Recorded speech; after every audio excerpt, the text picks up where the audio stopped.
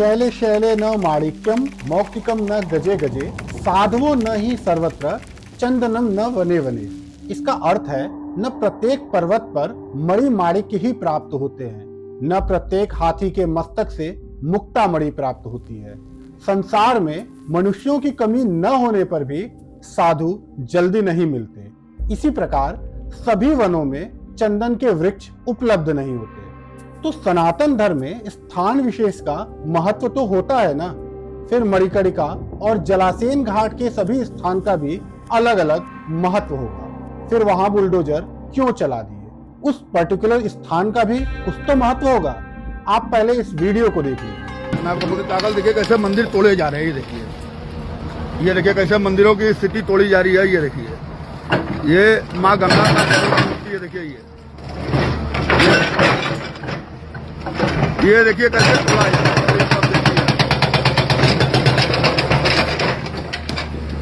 Corridor के नाम पे, मसान के नाम पे, विकास के नाम पे विनाश। देखिए कैसे मंदिरों को गिराया गया। ये देखिए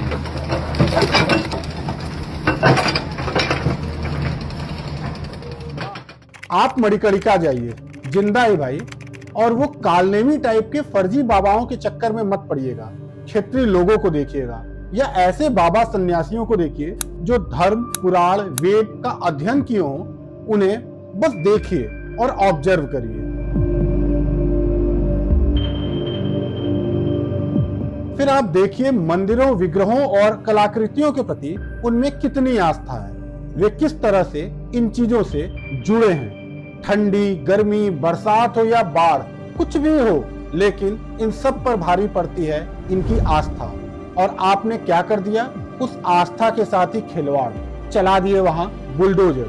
देखिए ये क्या बोल रहे हैं। क्या भैया लाल क्या बता दो। इसके नीचे शिव जी है, महादेव जी है। महादेव जी यहाँ इसके नीचे है ना। चारों तरफ देवी देवताओं का मूर्तियाँ थी, सब इन्होंने नष्ट किया। देखो देवी देवता लोग इस तरफ नहीं जा रहे।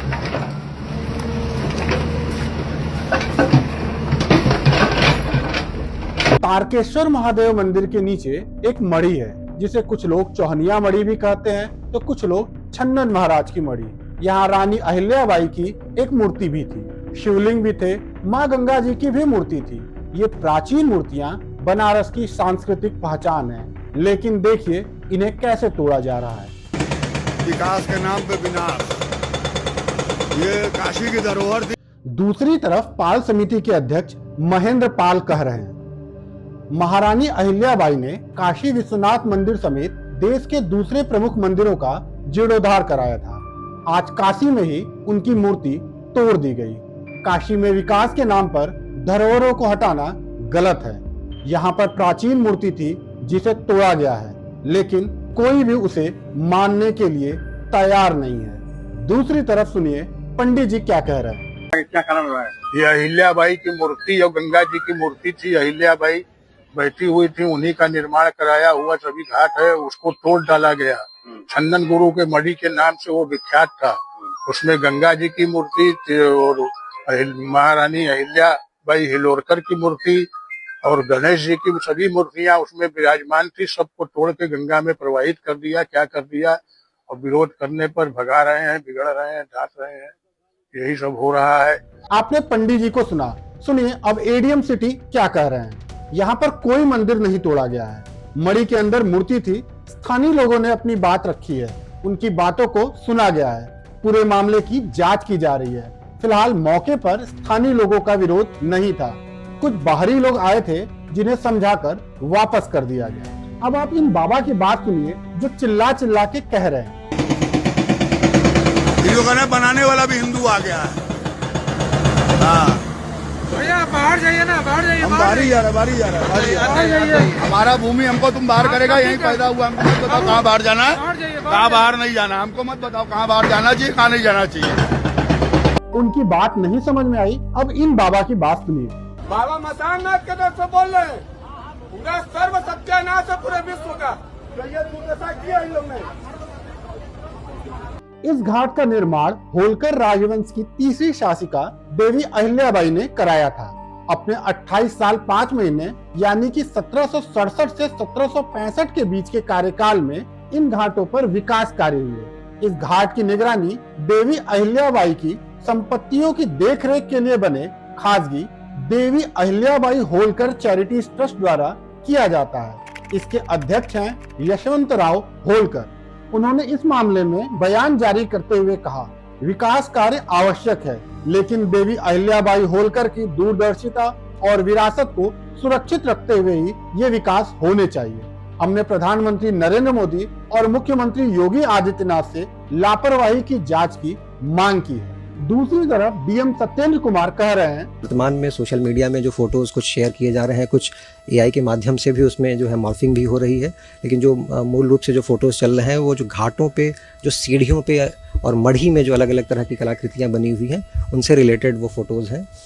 मैं ये यहाँ स्पष्ट भी करना चाहूँगा कि जो कलाकृतियाँ हैं, जो मूर्तियाँ हैं, उन सबको पूरी तरीके से संरक्षित करके संस्कृति विभाग में आज हम लोगों ने उसको संरक्षित भी किया है और पुनर्निर्माण में उसको पुनर्स्थापित भी किया जाएगा। और जो मणिकर्णिका घाट पे जितने भी मूल मंदिर हैं, वो मसाननाथ का मंदिर हो या फिर जो है तारकेश्वर महादेव का मंदिर हो, वो सभी मंदिर जिस तरीके से हैं उसी तरीके से रहेंगे, उसमें किसी प्रकार का कोई परिवर्तन नहीं किया जा रहा है। तो मणिकर्णिका घाट की जो पूरी व्यवस्थाएं हैं उसको बेहतर हो सके, इसके लिए पूरी परियोजना है और जो वहाँ पे कलाकृतियाँ हैं उसको दोबारा से उसी तरीके से पुनर्स्थापित भी किए जाने की इसमें व्यवस्था है। अब यहाँ एक बनारसी के नाते सबसे जरूरी सवाल जो मन में उठता है, बनारस को दुनिया का सबसे प्राचीन शहर कहा जाता है, तो क्या उसकी इस प्राचीनता को ही तोड़ देंगे? क्या यही विकास है? क्या प्राचीनता को खत्म करने का कोई प्रोजेक्ट चल रहा है? इसी का टेंडर पास हो गया है क्या? अगर किसी प्रोजेक्ट के तहत विकास भी हो रहा है तो ऐतिहासिक स्मारकों को, स्थलों को संरक्षित करने के लिए बने कानून, प्राचीन स्मारक एवं पुरातात्विक स्थल और अवशेष अधिनियम यानी कि AMASR 1958 का ही ख्याल कर लेते। इस अधिनियम में भारतीय पुरातत्व सर्वेक्षण यानी कि ASI को राष्ट्रीय विरासत से जुड़े स्मारकों को सुरक्षा, संरक्षण और उनके पास होने वाली गतिविधियों को नियंत्रित करने का अधिकार दिया गया है। अब यहाँ सवाल उठता है, क्या ASI ने अपने अधिकारों का पालन किया? क्या यहाँ ASI का कोई जवाबदेही नहीं बनती है? अगर बनती है तो क्या? आपको क्या लगता है यहाँ क्या होना चाहिए? कमेंट बॉक्स में जरूर बताइएगा।